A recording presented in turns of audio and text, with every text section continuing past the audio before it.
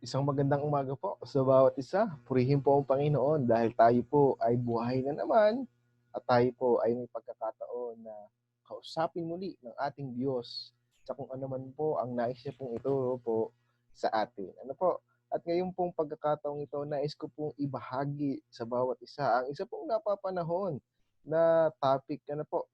At ito po ay siguradong alam nyo na dahil hinihintay po ito ng maraming mga tao. Well, atin pong basahin ang talatang ito na nakasulat po sa Mateo chapter 1 verse 21 hanggang 23. Basahin ko po sa inyo mga minamahal, ito po ang sabi. At siya ay manganganak ng isang lalaki at ang pangalang itatawag mo sa kanya ay Jesus sapagkat ililigtas niya ang kanyang bayan sa kanilang mga kasalanan. At nangyari nga ang lahat ng ito upang maganap ang sanalita ng Panginoon sa pamamagitan ng propeta na nagsasabi, narito, ang dalagay magdadalang tao at manganganak ng isang lalaki. At ang pangalang itatawag nila sa kanya ay Emmanuel, na kung liliwanagin ay sumasa atin ang Diyos. Salamat po sa Panginoon sa biyaya ng kanya pong mga salita. Tayo muna po yung mag-pray. Diyos amang nasa langit, isang magandang umaga po. Maraming salamat sa blessing po na patuloy na buhay sa bawat isa. At naway kami ay iyo pong samahan, gabayan, patnubayan. Tunay na kayo po ang mataas lamang Panginoon sa aming pong mga buhay. Naway pagpalain niyo po kami sa iyong mga salita.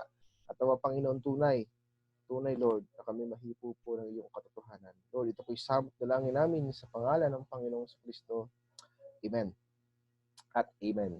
Well, mga minamahal, alam nyo na ang aking tinutukoy, yun po ay ang okasyon na tinatawag na Pasko. Ano po? Talagang nalalapit na po. Pero yun po, ang isang nakalulungkot na bagay, marami pong mga tao ang hindi po naiintindihan kung ano ba ang ibig sabihin ng Pasko. Well, alam niyo po, ang Pasko ay masyado nang naging complex. Ano po? Masyado nang naging distracting, masyado nang naging chaotic at confusing. Ano po, with all the stuff and happening and parties at mga gimmicks na atin pong mga pinaggagawa sa mga panahong ito. Yung simpleng katotohanan ng pagkasilang ng ating Panginoon ay natabunan na ng maraming basurang pakulo ng mundong ito hanggang sa nawala na ang significance nito. Ano po, ang minamahal, hindi po sa talagang aking winawalang halaga ang mga bagay na yan. Pero niyo po, masyado nang ito ang naha-highlight. Hindi po masama ang magbigayan, hindi po masama ang ika nga po ay tunay na mag-abutan, magpakitaan ng pag-ibig at kasiyahan dahil sineselebrate ang bagay na ito. Pero nakalulungkot, hindi naman po talaga yon ang tunay na naha-highlight. Ang naha-highlight po yung mga inuman, mga lasingan, mga party-party, mga bagay na hindi naman talaga ikatutuwa ng Diyos. Hindi ikatutuwa ng Diyos na nagsasabing sineselebrate daw ang birthday niya. No? Nakakalungkot isipin. Ang Pasko ay simple lang naman. Mawawala man ang lahat ng pakulo at kasiyahan ng ating na-invento, magiging makabuluhan pa din ang Pasko. Tingnan niyo po ang ginawa ng tao. Yung Xmas, yan po, nakalagay niyo sa baba, yung Xmas, short for Christmas daw. Pero ang tunay na meaning ay inalis na. X, cross out na si Kristo. Yung Christ ay nawala. X, mas. Saka nakakita na isang birthday party na hindi imbitado ang may birthday. Saka nakakita ng birthday party na ang nakatanggap ng regalo ay ang mga bisita, pero yung may birthday walang natanggap na regalo. Saan ka nakakita na gumawa ka ng party na hindi man lamang alam, hindi nagugustuhan at hindi a-attend yung may birthday dahil hindi siya tuwa sa mga pinaggagawa o gagawin ng mga bisita. Ito rin po ang nangyayari na ngayon.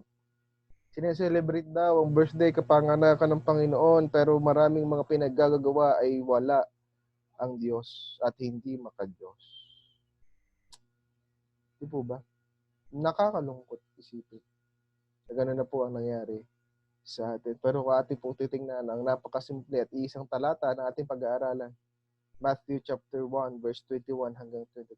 Pakinggan niyo pong mabuti. at siya'y manganganak ng isang lalaki. At ang pangalang itatawag mo sa kanya ay Jesus. Bakit Jesus ang ipangangalan sa kanya? The meaning of the name Jesus ay ito.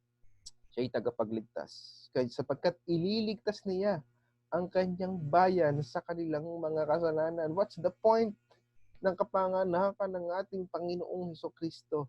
Anong point ng kapanganakan? Para magligtas sa kasalanan ng mga tao. Yun yung point. Yun dapat yung inaalala natin. Na ang Diyos sa kabila ng kanyang kataasan, sa kabila ng kanyang kaluwalagan at kaluwalhatian ay nagpakababa para lamang sa ating mga makasalanan.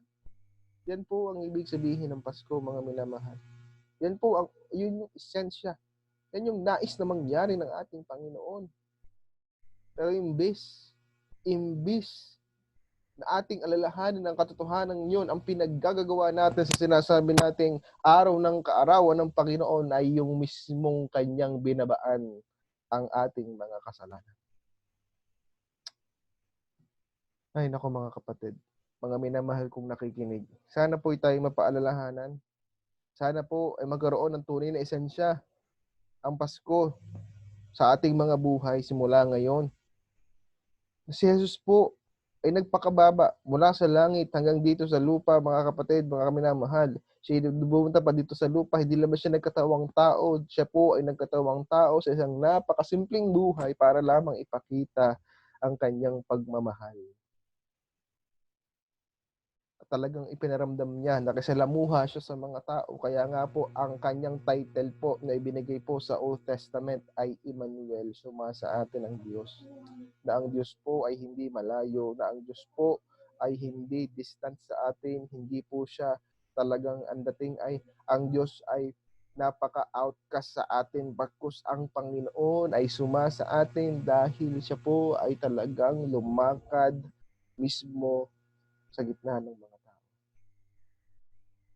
sumasa atin ng Diyos. Salamat po sa ating Panginoon. Salamat po at may Pasko. Sinasabing kapanganakan ng Panginoon. Dahil yan ang kanyang esensya at kanyang ginawa. There is no strength, there is no power, there is no hope found in Santa Claus. The real joy is not found in any gifts or sentiments expressed of thanksgiving. Any decorations you will see will soon be broken and will not last. Hindi po yan magtatagal. Lahat yan, hindi permanente. Temporary lamang yan.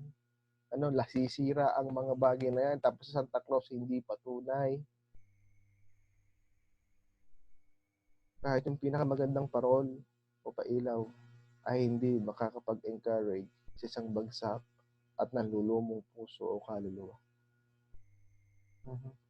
Kahit ang pinakamahal at pinakamagandang regalo marahil merong katuwang mararamdaman, pero yun ay panandalian lamang. The strength, the power, the hope, the joy, the lasting effect at encouragement can only be found in Jesus Christ. In Jesus Christ, kaibigan. The only thing you need that Christmas has to offer is a mighty Savior. Yes, Jesus Christ who is mighty to save. Only He can fill the heart with hope in the times of doubt. Only He can fill the heart with lasting joy in times of sadness. Only He can fill the heart with peace in times of fear. Kaibigan, when life reaches a time of desperation, what you need is a dependable Lord. Dependable Lord. Maasahan. Maasahan. Sa panahon ba ng problema at kawalan, tatakbo ka ba sa mga regalong natanggap mo at magbibigay ng saya sa iyo? May mga tao naghahanap ng saya sa social media, sa mga likes, sa mga puso, sa Instagram at kung ano-ano pa. Pero ang totoo, nagbibigay talaga ba ito ng tunay na saya? Only in Jesus Christ, kaibigan. Only in Jesus Christ. Yun po, siguro na may gets yun na ang ibig sabihin ng picture niya. This is the season, but this is the reason. Celebrate not the season, but the reason. that Jesus Christ was born to die on the cross to save our sins. Xmas? No, Christmas. Christmas, kaibigan. Salamat sa Panginoon. Nawa ikaw ay napagpala ng salita ng Diyos. Tayo manalangin, Diyos namang nasa langit, purihin ka, mataas ka, maluwalhati ka. Nawa Panginoon ng mga taong nakinig ay tunay na nahipo po ng iyo pong katotohanan. Maraming salamat. Naway kayo po ang tunay na magpaunawa patuloy sa kanila ng kahulugan ng Paskong ito. Ito po'y samot dalangin namin sa pangalan ng Panginoong Hesus. Amen. At amen. Maraming salamat. Naway napagpala ka at God bless you.